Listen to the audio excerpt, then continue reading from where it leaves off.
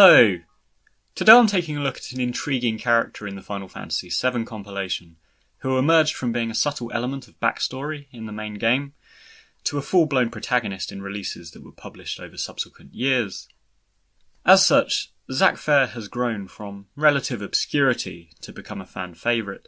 and along with Aeris Gainsborough, forms a tragical component of the Final Fantasy VII narrative, wherein his life is brutally cut short and his hopes and dreams remain unfulfilled. And this is crystallised poignantly in the memorable closing moments of Crisis Core, which is an aspect of story I'll get to shortly. Now, beginning with Final Fantasy VII proper, Zack is something of an ambiguity, and merely an avatar of the past to which Cloud aspires, and due to Mako poisoning, trauma, and Genova experimentation, partially assimilates into himself prior to the opening of the game. The subtle nudges towards his existence, such as conversing with his parents at Gongaga Village, Aeris' subtle mention of him in the Midgar playground, and the Nibelheim photograph, which Sephiroth shows us, all contribute towards a larger reveal that Cloud isn't exactly who he says he is, or indeed who he thinks he is. And our knowledge of Zack comes from the restored flashbacks once we dip into the livestream and Cloud's subconscious when we're playing as Tifa. So in the main game, the extent of Zack's involvement is being a plot twist and a proxy of how we come to perceive Cloud. He's an ambiguous aspect of the past to whom Cloud aspired towards and looked up to, and whose characteristics he appropriated following Zack's death. Beyond this, and although Zack is simply a vehicle for the existential crisis in Cloud's story arc, I think he's a great inclusion to this first game because, firstly, it allowed for a sense of contextual density and world building to take place, and discovering more about Zack and the events at Nibelheim give a great sense of setting and history to the game world, beyond the, contemporary adventure that we take part in. Secondly, Zack was permitted to become a great character because, through the Aeris romance, meeting his parents, and his escape sequence with Cloud, which we see in the flashback, he was given just enough characterization to generate interest, and as such was able to be authentically built upon for future installments, such as Crisis Core. Indeed, Yoshinori Katase mentioned while promoting Crisis Core that the idea for the game had in a way been there all along, just waiting to be explored since Final Fantasy VII's release, because Zack's involvement had been fleetingly but somewhat enticingly explored through flashback and illusion in this game, which was actually quite central to how the events of the main game unfold as well. And digressing slightly, this reminds me of some comments made on my Jecht episode, where a couple of people mentioned that a prequel game exploring Jecht, Orin, and Braska's adventures would be an excellent inclusion to the Final Fantasy X mythology. And much like Zack's storyline, I think it's just further evidence of Square, and particularly scenario writer Kazushige Najima, and his ability to craft a world and setting with a really good lived-in sense of history, because this guy wrote Final Fantasy VII, Final Fantasy VIII, and Final Fantasy X, all of which have a strong sense of lineage to past events that echo into elements of the contemporary events of the game that we play, and contributes largely to the narrative appeal of these three games, I think. So, moving on, and just before we look at Zack's development in the compilation, I think it's interesting to consider how his presence lingers over many of the events of Final Fantasy VII, creating this sense of legacy which Crisis Core later incorporated into its key themes, with the Buster Sword, for example, being emblematic of a heritage and legacy which is passed down between three key characters, Angeal, Zack, and Cloud. Now, we've already touched on how Zack's influenced Cloud's aesthetics, memories, and muddled perception of himself, and I think this is echoed in subtle ways throughout the game, and how Cloud inadvertently imposes on Zack's legacy at the expense of his own story, and without even realising it, which is brilliantly realised through events such as the love triangle between Cloud, Aeris, and Tifa. Where other Final Fantasies have clear-cut romances, such as Squall and Rinoa, Zidane and Garnet, and Tidus and Yuna, Cloud's was, and remains, slightly more ambiguous, with a clear connection being fostered with Aeris the flower girl from the slums, while a much more conventional childhood friend, girl next door romance had been developing with Tifa for a long time prior to this as well. And indeed, as I mentioned in my Cloud Strife episode, Tifa is one of the key reasons Cloud aspired to join Soldier as a child in the first place, because he sought to impress her and prove himself different from the other children of Nibelheim. However, his failure to achieve this, combined with his assimilation of Zack's hopes and dreams, led to this assumed relationship veering off course, and he develops a curious connection with Aeris too, who is of course Zack's romance of Days Gone By, and I think this is symbolic, this love triangle that develops is symbolic of Cloud's muddled personality here, where he's half himself, but also he's kind of half Zack. So, I always found this interesting, and who knows, perhaps Cloud and Aeris would have fostered these feelings regardless, but I think the fact that Cloud is living out Zack's dreams to be a mercenary at this point,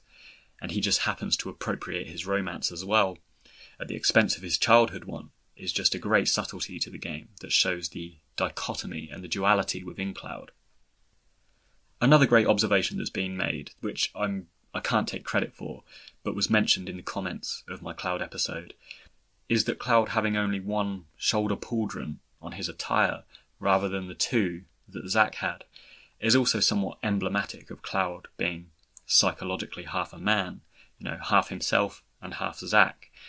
which this incompleteness of Zack's attire that he wears serves to emphasise as well, which I thought was a really cool suggestion. Now, moving on from Final Fantasy VII, where Zack is simply a presence whose past life echoes into contemporary events, which actually is interesting to consider regarding the Final Fantasy VII Remake, which I think will definitely capitalise on the subsequent characterisation of Zack, which I'll get to shortly. But beyond the original game, later instalments to the compilation sought to develop Zack a little bit further, such as the Japan-only Before Crisis mobile game and the Last Order anime, which both focused on the Turks and Zack as precursors to the events of Meteorfall. And certainly the largest amount of development offered to Zack was the 2007 PSP release, Crisis Core, which focused on his career as Soldier First Class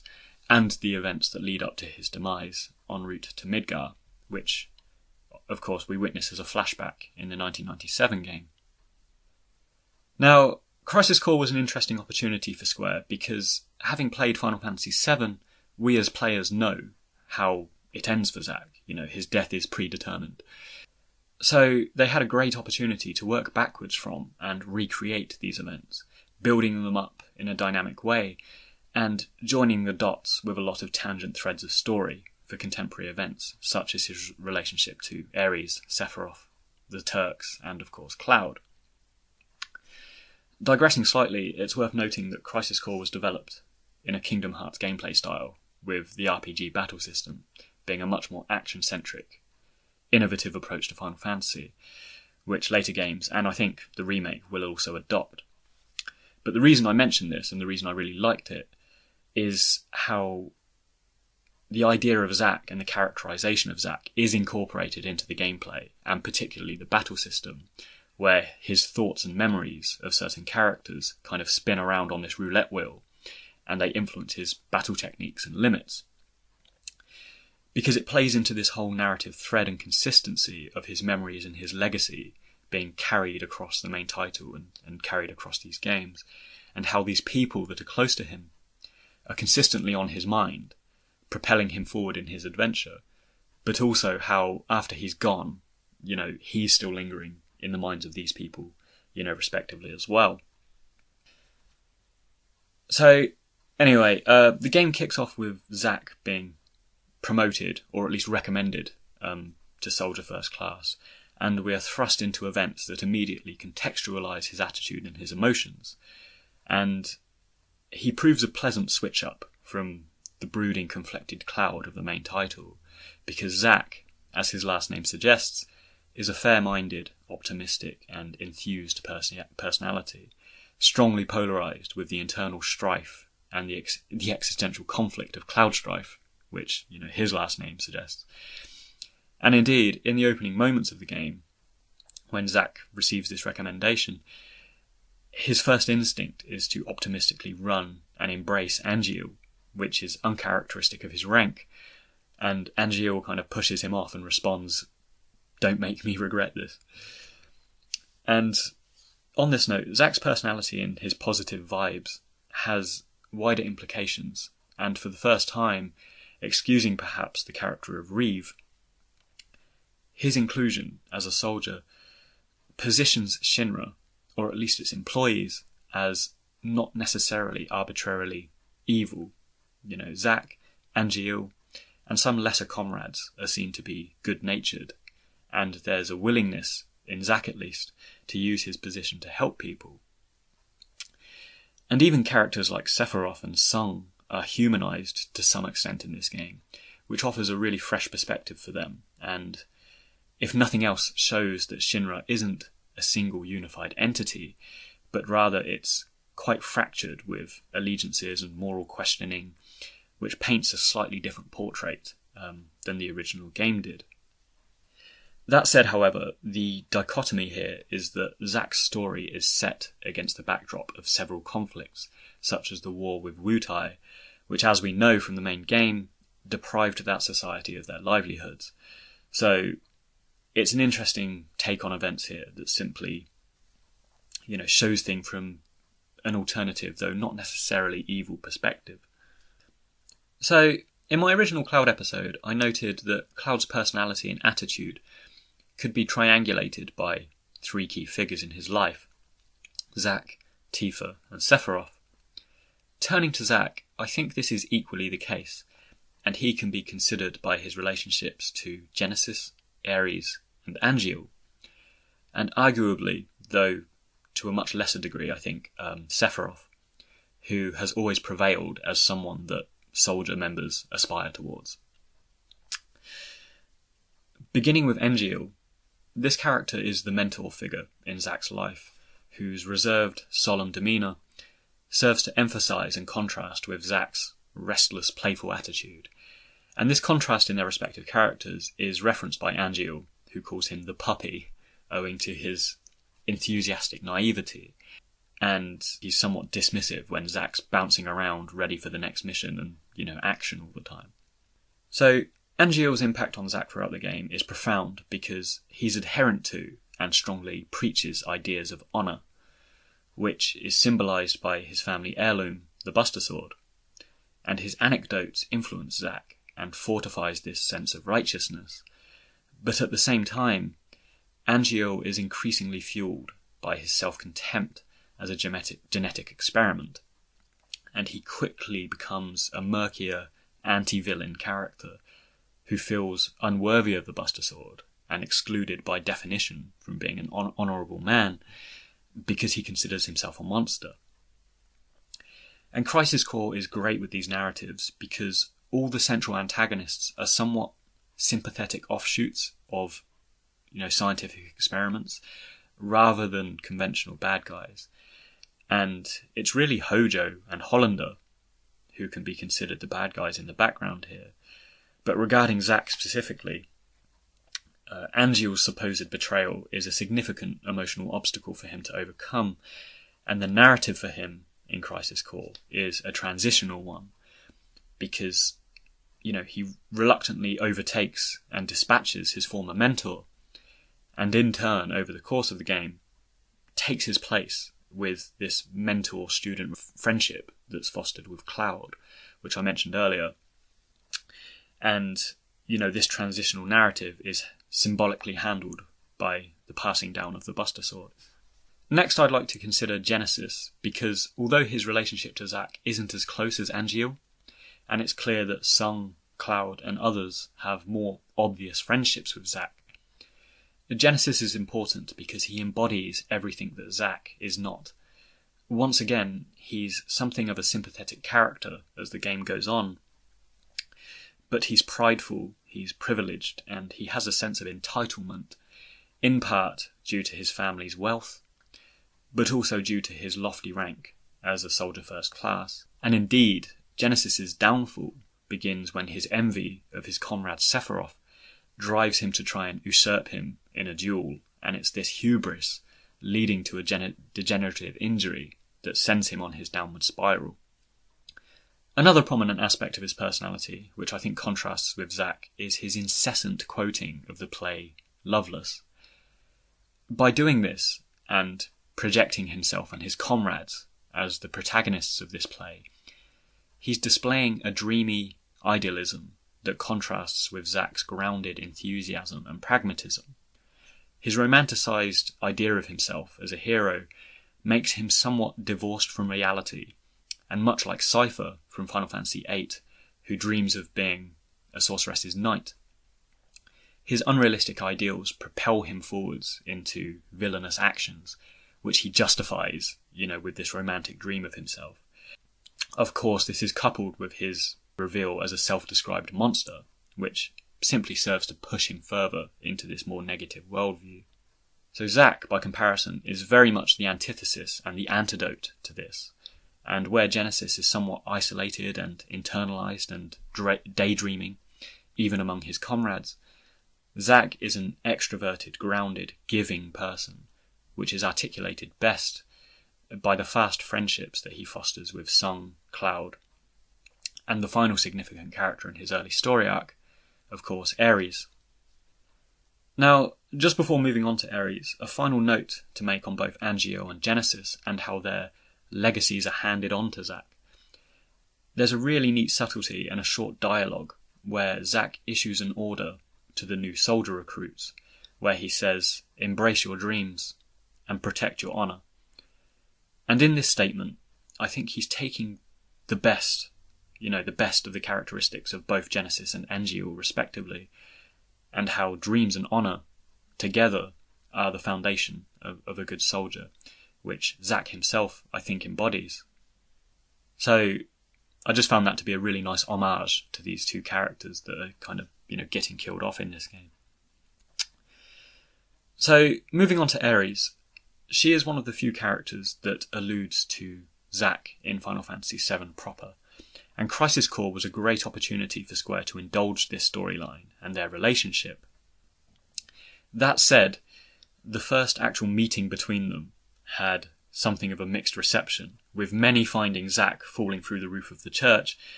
somewhat contrived, considering, Cloud's identical entry in the original game. But others find it somewhat romanticised and quite an amusing reference to the legacy which Cloud inherits from him. Zack's role as an optimist is employed immediately here, because he remarks to Aeris that she should start selling the flowers from the church, bluntly outlining the rudiments of free market capitalism by stating, "Midgar full of flowers, wallet full of money." And once again, this creates another subtle hangover of his legacy in the events of the main game, because the opening FMV of Final Fantasy VII, of course, shows Aeris as a flower seller walking through the streets of Midgar. He also buys her the iconic pink bow for her hair on their first date, which is another minor element of plot that is retrofitted into the aesthetics of the original title too. So, Zack's interactions with Aeris are the bright and breezy dialogues you'd expect from a blossoming romance. It's brilliantly done, with a nice balance of comedy, such as the flower cart incidents, drama, affection, and of course a sense of foreshadowing. The whole arc between them works really well because they're just really nice and naturally well-suited personalities, I think. Zack, of course, introduces that sense of ambition, which complements Aeris and her modesty, and it's just a nice respite within the world of Final Fantasy VII, which, across the compilation, has usually indulged dramatic, world-endangering crises and existential dread. And these two are clearly made to be together, and while this is enjoyable, of course, much like Romeo and Juliet, it makes the inevitable demise of Zack feel 10 times worse once it finally comes to pass. Most potently is the final letter that Aeris gives to Zack, saying that she has 23 tiny wishes, but condensing them all into one, she just wishes that she could spend more time with Zack. And this letter proves fatal, and ironically, Aeris states to him, as she gives it to him, "This is the final letter I'm going to write to you." Because this is the letter that Zack reads once he escapes captivity at Nibelheim, and it prompts him onto that fateful journey back home. And he even states to the comatose Cloud as he's reading the letter, I need to go back to Midgar.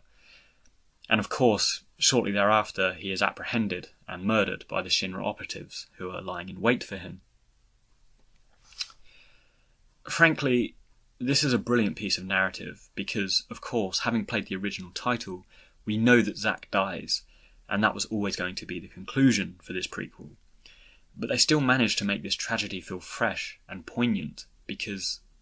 it's fucking brutal seeing him go out like that. And after all this build-up and development, it's ultimately a forever unfulfilled romance. And knowing that in the later game, he's basically becoming forgotten, which, to paraphrase Freya Crescent from Final Fantasy IX, is a fate worse than death, it only compounds the tragedy that we witness here, and the fact that, he did end up being killed because he was trying to make his way back to Aeris, which is, a very powerful moment in the game, I think. So, Zack's closing moments and the end of the game are articulated in an immensely popular and beautifully reimagined FMV sequence of his death, which sees him symbolically pass on Angeal's Buster Sword and his own legacy to Cloud, who, for his part, is now conscious, but he is on the cusp of his existential meltdown that leads him to forget and assimilate elements of Zack's personality, opening the doors to the events of Final Fantasy VII. These events also follow perhaps the most revisited interaction between Cloud and Zack, which is the conversation in the truck on the way back to Midgar. And this too is part of Cloud's assimilation process, as Zack is talking about his hopes and dreams to take odd jobs or become a mercenary, depending on the version that we're watching. And it's another part of the set piece that echoes into Cloud's portrayal in Final Fantasy VII, and this passing of the torch between past and present, Zack and Cloud. So, as I've said before, the tragical elements of Final Fantasy VII are often made in reference to the death of Aeris, but Zack's demise is just as tragic, if not more so, because firstly, there's this romantic element where he was fighting to get back to her, and she never really found out what happened to him, which is just awful. But as Advent Children and subsequent references show, we could take solace in the fact that Aeris and Zack have both ended up together in the life stream, finally at peace, which is a nicer way to look at it, I think. And on this note, just before I wrap up on Zack, it's interesting to speculate how he might be integrated into the Final Fantasy VII remake, because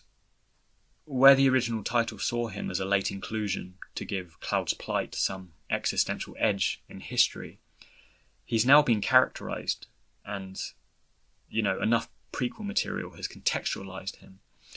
to perhaps warrant some further cameos, Easter eggs, or other such references in the events of the remade game. And this extends, of course, to aspects of his own life and story, such as Angeal, Genesis, Lazard, Hollander, and locations from Crisis Core, such as Banora, which may well be accessible locations in the reinvigorated world map of Final Fantasy VII, the remake.